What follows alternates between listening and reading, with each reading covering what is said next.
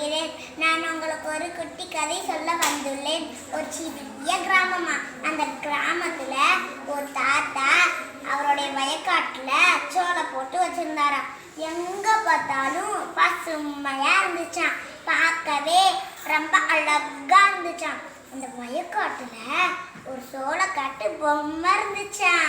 அந்த பொம்மை கண்ணு இருக்குல்ல, கண்ணு முட்டை கண்ணா, அதோட தலை பானை தலையா. அந்த சோளக்காட்டு பொம்மை சட்டை பேண்ட் எல்லாம் போட்டிருக்குமா. பறவைகள்லாம் அதை பார்த்து பயந்துக்கிட்டு அந்த வயக்காட்டுக்கு வரவே வராதான். திடீரென ஒரு நாள் டும் டும் டும்னு இடிச்சத்தை கெட்டுச்சான். சோனு புயல் காத்தோட மழை பெஞ்சிச்சான். அப்போ அந்த சோளக்காட்டு பொம்மையோட சட்டை பேண்ட் எல்லாம் கிழிஞ்சு போச்சான். அப்பதான் அந்த பக்கமா இருந்து ஒரு காகம் பறந்து வந்துச்சான்.